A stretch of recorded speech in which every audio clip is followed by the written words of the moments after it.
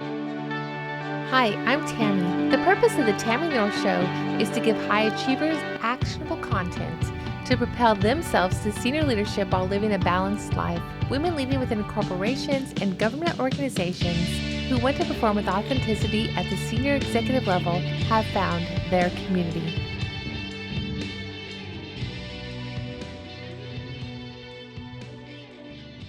In my current 9 to 5 life, I have an interesting problem, one that some of you might have as well.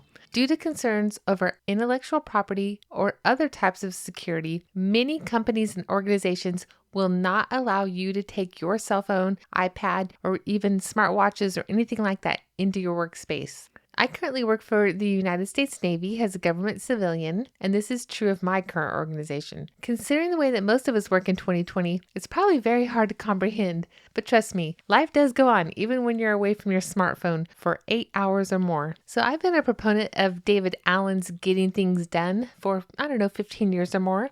And even though I'm more zealous about it some years than others, no matter what, I've been adhering to some basic form of getting things done at some level that entire time. At least the simple, easy to implement parts I have always been doing no matter what, but then sometimes I go all in, and it's a pretty robust system. And if you go all in, it's amazing how in control you feel. But even just when you maintain the basics of getting things done, you'll greatly relax your brain, you'll reduce your sleepless nights. You know what I'm talking about. You know, the nights you wake up in the middle of the night, you're thinking about something you forgot to do. Probably it's at work. Everything's locked up right now. Even if you wanted to go in, really, it wouldn't be the right thing for you to do. So there's nothing you can do about it right now. There is nothing you can do about that thing you're thinking about. But what happens? You stay awake for 1 or 2, 3 hours in the middle of the night when you should be sleeping because your mind will not stop thinking about everything that's going to go wrong because you forgot to do that thing. And really getting a robust task management system worked out in your life will do other things as well. It'll free up your own daytime creative thinking time, your deep thinking time. Your brain will be available to do all the really cool things and to create and dream and accomplish other things. But you have to free it up from those irritating tasks that just swirl in your mind so that you can't even make one coherent thought. In the last 3 or 4 years, I've also been trained in agile software development processes, and I think that getting things done and agile actually have a lot in common. Essentially, you take 100% of your tasks, everything you could possibly do, all the ideas running around in your brain, everything somebody else wants you to do, everything that's a good idea, everything that is important, everything your kids want, everything your coworkers want, everything your customer wants, whatever. You take all of this and you dump 100% of all those tasks into one trusted system. And this trusted system, in the agile sense, becomes your backlog. The backlog is all of the tasks you could accomplish toward your project. And in this case, the project is your life. So some of these things in the backlog absolutely must get done. And for that, you can use President Eisenhower's prioritization matrix to decide what should be done or what must be done in the near future, what's urgent or not urgent, and what is important or not important. And I have another article that I wrote about that on my blog. I'll link to that in the show notes, really going deeper into how you decide what is the most important thing you should be doing. But no matter what, you should have everything that is possibly in your mind, out of your mind, and just captured somewhere you will go look. Getting things done is all about building and using your trusted system so that when you capture something, you will definitely not forget about it. And that's the only way your brain's going to truly relax and be able to focus on getting deep, important work done. So let's talk about your trusted system. The first thing I want to ask you is, do you have a place, someplace that you capture things you know you need to do? Is it a chalkboard in the kitchen? Is it a sticky pad with a little flower of stickies all around your computer monitor? Is it a bulletin board with stickies? Is it a whiteboard? Is it a spiral notebook? A super fancy planner? Is it a software app? Is it your phone? A voice memo? Evernote? I don't know. I could think of all kinds of things. Trello, Asana. Anyway, the important thing is that you have some place that you keep all of your items that you know you want to do. And I recommend it be something that you can carry around with you. We'll talk about it more in this episode. A trusted system could be any notepad, planner, or software application that you choose to use. I personally use a hybrid system, which is how I deal with not having my phone for 8 hours. And this hybrid system that I use includes a project management application that I can access on my phone. I can also access it on my work computer, my home computer, my personal iPad, everything. And then I also use a really good physical planner. And honestly, for me, this setup has nothing to do with me not being able to bring my phone into my office building. I actually set this hybrid system up probably 5 years ago, and I've been using it very robustly since then, and it has led me to where I am today.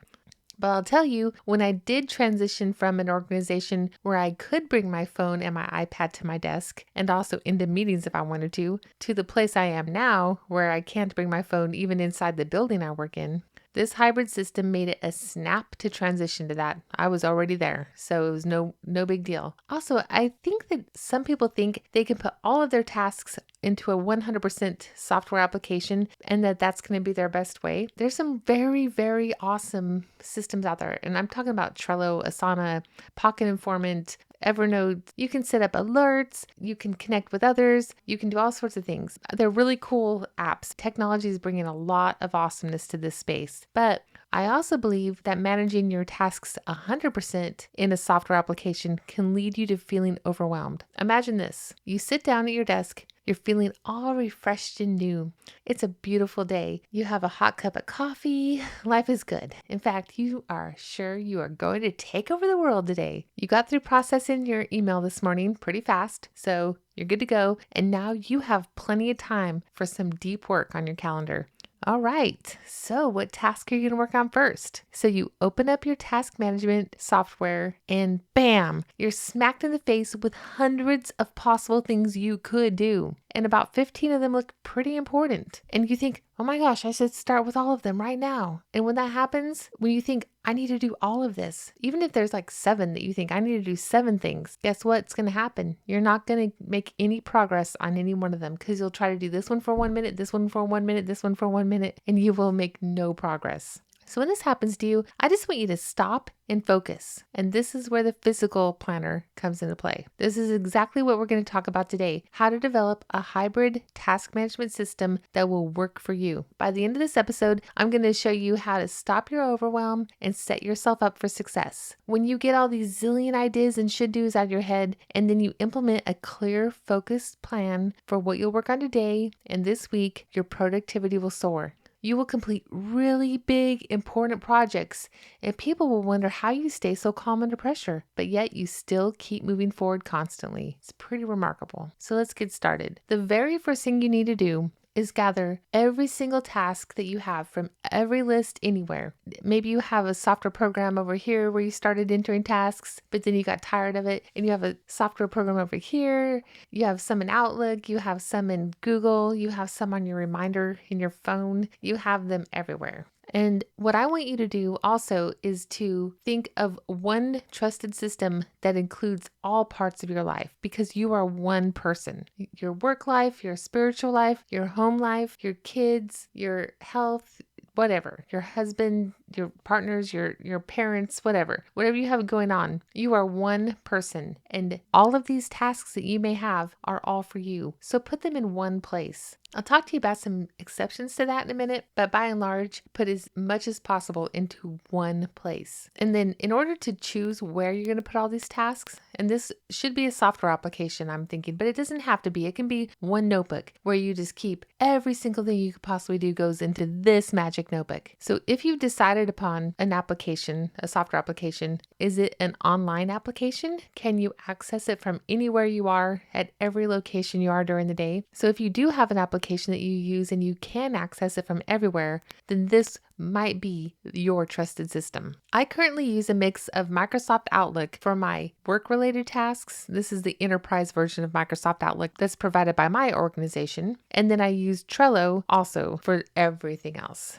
So there's so many other tools you could use. And on a different podcast, I'll probably discuss some of my recommended tools. It was actually getting things done that taught me the concept that you're one whole person and you'll be far more productive if you keep all of your backlog tasks in one location, whether they're personal, home, primary career, side hustle, church, kids sports, whatever. You keep them all in one place. I've been playing around with this mixture for a number of years, and I've done it with and without paper tracking for many years. But in my current position, there's many things I simply simply cannot put into a commercial application because the data is protected, has controlled unclassified information, or it's deemed official otherwise, and it would be inappropriate to do so. And I could get in trouble at work. So therefore, there's just some things there's regulations that say I'm not allowed to put these tasks into my commercial application. And it's really the information that I'm not allowed to put in there. There's some things that I can put in there, like if I need to, let's say, do my performance review, my annual performance review, I might put that in my backlog to say, do annual performance review by this date, which that would not be controlled or in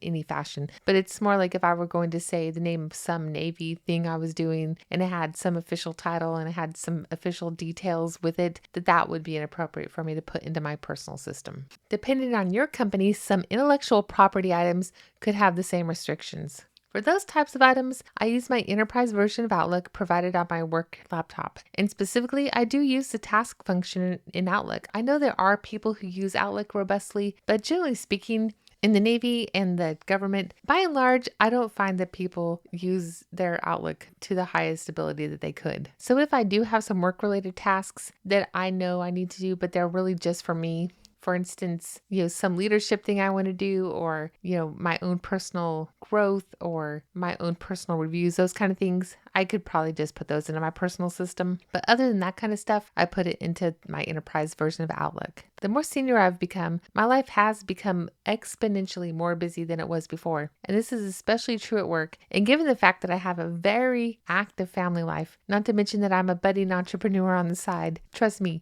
I have a lot to keep track of. In spite of this complex world that I've created for myself, the way I manage it is pretty simple, actually. And it's something that you can start doing at any point in your life, but the sooner the better. In fact, I actually taught my daughter when she was 15 in high school. They were in all the AP classes. They were in so many extracurricular things. They also had a busy social life. They had this huge friend group. They were having a great high school life, but they were so busy. And then they were always trying to do little extra things for me to make money, like paint the fence or wash the cars or whatever. They would do things. Mom, if we do this, can we make some money? And I would usually accommodate them to some degree. It was a win-win situation. But one day I didn't have anything for them to do, and it was summer. And I said, okay, if you guys read Getting Things Done by David Allen, and I gave them like 5 days or so, and then talk to me about what you learned, that'll be something, that's a task I'll pay you for. I just thought, well, that would be something these girls could use. They are very busy. If they could actually understand a task management system like this, it would probably change their life. Anyway, guess where those two girls are today? That was like 10 years ago. They are both very successful. They're both making more at the age of like 24 than I was making when I was 30, I'm pretty sure. So they're doing a great job, and I'm super impressed with them. And I'm not saying it's because I made them read Getting Things Done when they were 15, but I am saying they were very motivated. And then if you take a very motivated person and then teach them how to do the most important thing and how to free up their mind for doing big projects, you just supercharge them. I know this for a fact. If I didn't have a very strong task management system, then I would not have achieved my current level of success. And I would not be able to continue to dream even bigger every day. Okay, so I can hear some of you pushing back on this amount of organization, but I can tell you in the past, I pushed against this kind of organization. When I was maybe 20 years ago, I wanted everybody to leave me alone. I wasn't going to organize anything. You weren't going to tell me what to do with my time.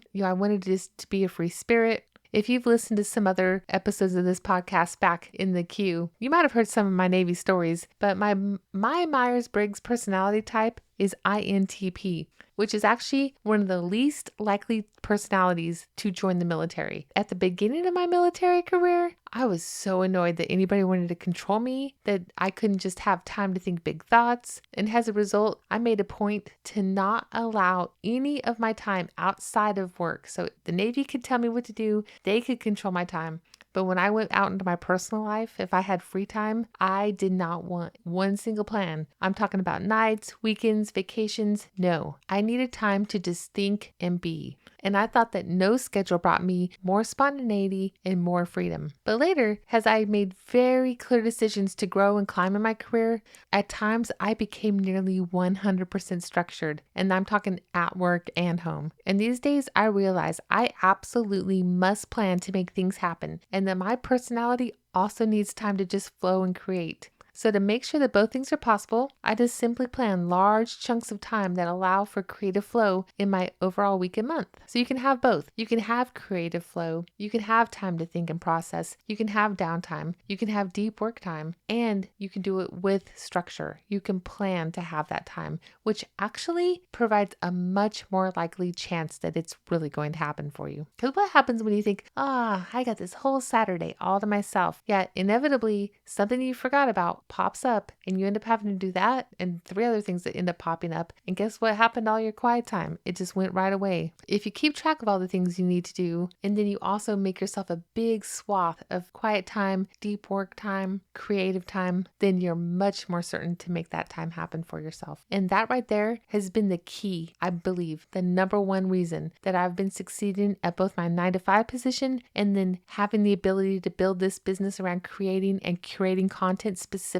for you for the past few years. Another key to enabling maximum creativity is to free your mind from all the nitpicky little things that you don't want to forget. What if you're in the middle of really thinking of something big, something huge that you're writing a white paper, you have an article that you are writing for some prestigious journal, you're working on your PhD. I don't know, maybe you decided I'm going to finally write that novel I've been thinking about. So there you are. And then all you can think about is, oh man, I didn't get any butter. I need to go to the grocery store. When you start thinking about that, I need to go to the grocery store. The dogs need vaccinations. I need to get a card for mom. I promised George I would connect him to Jim. Oh man, I need to send that email right now. You get these types of things in your mind all the time, but you can stop the spin. You can bring the calm and clarity with just a few simple steps, which will free up your mind to really do the amazing work that you wish you had time to do. So the first step to getting this kind of calm, to finding this space in your life, is to choose your trusted system. The first thing you need to do is choose a system and then get all of your to-dos in one place. Because of the things we discussed at the beginning of this episode, you know that you might have rules about certain information that can go in a commercial application, then you might be a person that will have to have 2 backlogs. The main key to that is just making sure that you always check them both. And you can work that into various routines, which I'll talk about. You need 1 backlog for work-related items and 1 backlog for everything else. Either way, you need a place to store all the things that you're thinking about and a really easy way to capture them. This is going to be a place where you can put anything from the tiny thing you want to do, that little tiny thing like, wouldn't it be nice if I got a thank you note for Bob? But then you also need to include items that are your actual tasks that you need to do, and then also tasks that you're going to delegate, but you still need to track to make sure they are finished that other people are going to do. This needs to be somewhere that you will look and that you will train yourself to look as often as necessary in order to get your tasks that you need to do next. As I mentioned, I use my enterprise version of Outlook to capture most of my work tasks, but if I had no restriction on information I could put into a commercial program, then I would only choose 1 single program. So if you're lucky enough for that to be your situation, then just have 1 program. I'm trying to think of some jobs that this might be the case. Maybe if you're a general contractor, a project manager, maybe you could get down to 1 system. Maybe if you're a dance teacher, I don't know, there's probably all kinds of jobs. It's just anything where the information isn't controlled for some reason. It's not intellectual property. It's not classified. It's not controlled in any fashion. If you're a person that doesn't work with that type of information for any reason, I suppose there's privacy information and other things that could be an issue. Like if you're a medical person or you work in a bank or if you're a social worker, there's probably a lot of things you couldn't put into a personal system. But short of that, like if you're a social worker, a clergyman, teachers, medical professionals, I'm sure that you have a lot of instances where you might not be able to put everything into a personal system. You know what the rules are for your career and for your work life. So just keep that in mind. But the best situation ever would be if you could get to 1 trusted system, but worst case, have 2. The most important thing when you have 2 backlogs for your tasks is you need to create weekly reviews and daily routines that remind you to go look into your backlog, both backlogs for the tasks that you're going to do that week. You have to get into a habit of checking them both, otherwise it will not work. Okay, so the second step to getting your task management in control when you can't use a phone is to go into your calendar and plan the following blocks of time. This is the part that is key. So you have your 2 backlogs, but then you make a morning work start routine. And this routine is something you will do every single time you sit down to work. You do this whether you're teleworking, whether you're in the office, whether you're with your phone, or whether you're not with your phone. Mine includes logging into all my networks. I have a few networks I need to log into at work. So I log into those, and then while I'm waiting for them to load, I check my desk phone, the messages, and see if there's any voicemails. Once my computers come up, I check my calendar for the day, both the daily calendar and the weekly calendar ahead, both this coming week and then the following week. And then I transition the things that I absolutely commit to doing into my physical planner. And if there's something for this day or this week that I no longer plan on doing, then I delete it off my electronic calendar. On Monday, after I get through cleaning up my calendar like that, then I print out the weekly calendar and I put that inside my planner. I just carry that with me because it has all the detail, like the phone numbers to dial into and all that kind of stuff. So I just fold it in half and throw it in my planner. And then the next thing I do is I review my enterprise Outlook list and also my Trello task list. And if there's an action that I desire to work on today, I write that in my full focus planner. So in my full focus planner, that's a product that's created by Michael Hyatt, and you can go check that out. I think the website for that is fullfocusplanner.com. It's the best planner there is. This is kind of my thing right here, figuring out how to manage tasks. And full focus planner, it is the best. I would create my own planner if it didn't exist, but now that it exists, I can imagine making a better one. So that's my opinion. It gives you a space on each day to write what your 1, 2, and 3 biggest priorities are in order. So I always review my lists, and maybe my most important things are 1 work thing and then maybe 2 personal things, or 1 work thing, 1 personal thing, 1 business thing. And obviously I only work on the work things when I'm at work during my working hours, and I work on my side hustle things when I'm at home in the evenings or on the weekends, and I work on my personal things whenever it's appropriate. But it doesn't matter. If I say to myself, I'm one person, my full focus planner has the 3 most important things I could do today, whatever those 3 things are. If it's, let's say, my husband's birthday, then number 1 on that entire list would be make sure we celebrate my husband's birthday. There was some celebration, whatever that would be. That's what I would write in there. But if maybe the most important thing happening that day were I was briefing, a senior officer in my organization, then I would write that on my list. And so the most important thing you do every day is not always going to be work related. But I do always try to find at least 1 work related item, and then the other 2 could be whatever they need to be. I mean, sometimes they're all 3 work related. Sometimes it's a mixture, and every now and then they're all something else, but mostly there's at least 1 work related item, because that work related one might be kind of big. And just think about this. If you think to yourself, you look in your backlog, and as you're doing your weekly review, you think, if I got this done today, there's one thing that if you get that done, it's going to make everything else not even matter. Like nothing else will matter. Because if you get this one big thing done, people are going to be like, wow, she really gets a lot of stuff done. And it's also a lot of times the thing that if you don't get it done, then it's going to be the thing you're going to wake up tonight thinking about. So this will help you really organize that kind of thinking. So then in the afternoon, when you're getting ready to go home from work, or even if you're teleworking, when you're about to quit working, then have an afternoon quit work routine. So during this routine, you're going to set yourself up for success the next day. So think of what you need to do tomorrow or for the rest of the week if you want to consider it successful. What would it take for you to consider this week successful? Reflect on the day that just went by. What did you learn? What could you do better for tomorrow? So here's my quit work routine. First, I review my calendar for tomorrow, and then I will add the items into my full focus planner that I know already what my priorities will be. I write this in pencil. The evening ones I write in pencil. I don't commit to my top 3 every day until the morning, but I start estimating what they probably will be. Then second, I process, this is the end of the day, I process any remaining emails that popped in, and I try to get to inbox 0 or pretty close to it. And one way I do that, this is one of the magic ways I figured out. One thing David Allen in Getting Things Done says, if you can answer it in 2 minutes or less, then just respond to it. So I try to do all of those, ones that are just really easy, just knock those out. But one thing I learned a long time ago is I know a lot of people keep their emails in their inbox if they are either like, I don't know what action I need to take, or, oh, that action is going to take a long time. Like I need to respond to that email, but it's going to take me like an hour to write. So I'll do it later, and they just leave it in the inbox. But then that's how it gets lost, because then it goes down the queue and you forget about it. So I try really hard to get to inbox 0. We get a lot of emails, so it's not always easy, but and I don't make it like I must get to inbox 0 or else, but I try to keep it near 0.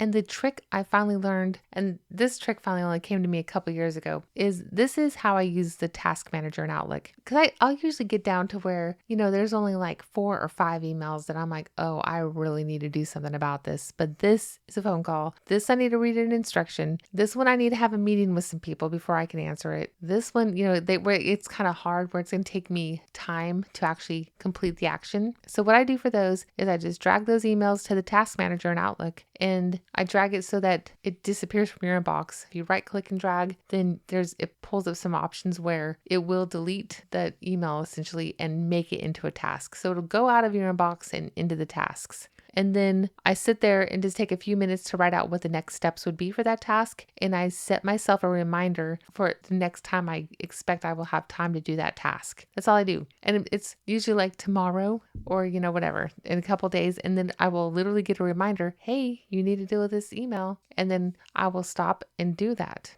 tomorrow or whatever. But then I get actual reminders for the email itself, because it's not just sitting in my inbox. It's now a task. And when I print out my calendar, the tasks are printed along the right-hand side. So I get a constant reminder that I have that thing waiting for me that needs to be taken care of, and it doesn't get lost to my queue. So I think I'll talk more about that in a different podcast, because I have a lot more things to say about processing email. But I also, at the end of my day, try to choose my daily 3 priorities if I know. If I don't, then that's fine. But if I do know what they are, I'll write them down now. And then I clean my entire desk area, which if you do it every day, takes a couple minutes. I have a item on my routine that tells me, don't forget to get your tokens, your computer tokens that we use to log into our systems. And then that's it. Then my daily review is done. Okay, so then on Fridays, I also have a weekly review. And you could put this weekly review anywhere that works for you. Just anytime you have a big piece of time, but make it some people do it on Sunday night. You could do it on Monday morning. You could do it on Friday afternoon. You can do it anytime that makes sense. Just wherever you have a break and it makes a good sense for you to do it, whatever works for you. For me, I have it on Friday afternoon, and it's been there for years. This is the time to catch up on any task processing that you haven't done that you need to do. You'll get all the new things that are running around in your head out of your head, put them in the trusted system. And if you have some notes that you've taken during the week, if there's some actions in those notes, get those actions out, get them in your trusted system. I mean, the only way that anything in this episode will keep working for you long term is if you institute a way to keep your backlogs up to date, and you have to continually capture the new ideas. The first time you do it, if right after this podcast, if you've never done this before, it could take all day, it could take all weekend, it could take several days, but you just got to do it. But then if just every 7 days, you just update it, okay, I have some new things I got to get out of my notes. I got to get some things that I told Evernote on my voice recorder, whatever. Get those things into your one trusted system. And that's the only way this is going to work, is if you constantly take the new things out of your head or out of all the places they're scattered and put them into the one trusted system. And if you do that, you are going to be amazed at how clear and free your mind gets. Okay, so here's an example of what I do in my weekly review. One is I review both my work and my personal task systems to see if there's anything I need to update. Did I make progress on any of the big projects? What's the next steps I need to work on to move projects forward? Do I still want or need to do some of these things? Are some of the things in my backlog, when I start looking through, I'm like, why did I even put that in here? That's dumb. Then I would delete it. There's no more that. I'm not going to ever do that. I have no desire to ever do that. Then it's gone. Then I look around my workspace and I look through my notes. Do I have actions I need to add? And did anybody bring documents to my desk that I need to review or approve? Did anybody hand me a business card that I want to add to my contacts? Did I delegate anything to anybody that I need to check on?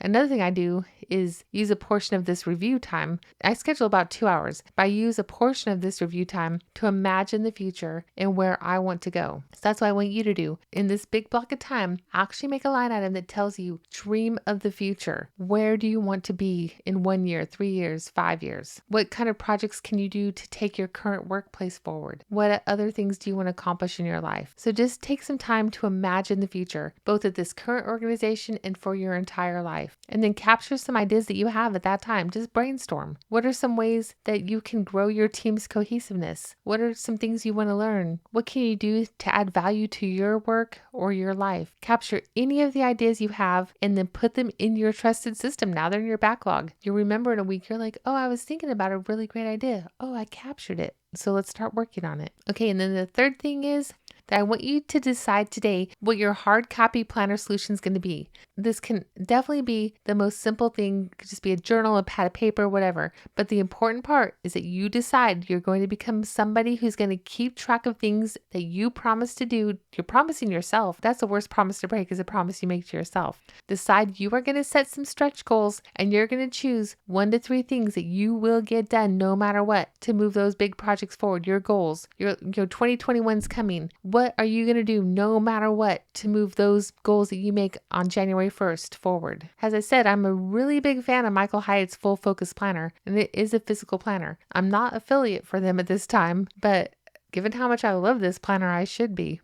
I use my electronic backlogs, as I mentioned, and then I just transfer my top 3 items every day to the pages of my Full Focus Planner. I mentioned I will talk about email processing in a future podcast, but I'll also talk about the way I do calendaring of my tasks in the future, because I think that would be a very complementary discussion to this one. But I don't want to give you too much info in one podcast. So if I started telling you how I calendar things, which is partly how I get things done, then this podcast episode would be really long. So I'm not going to go into that today, but I promise you an episode on that in the future. So this week, I have some homework for you. One is I want you to choose an online system of where you're going to capture most of your tasks. And I want you to figure out how you can create a backlog of your controlled information for your organization. So if you have all the tasks building up at work of things you know you want to do, then I want you to figure out on your own work computer what are your options for task management. Figure that out. It could be Outlook. Maybe you can even use Trello at work or Asana, in which case, hallelujah.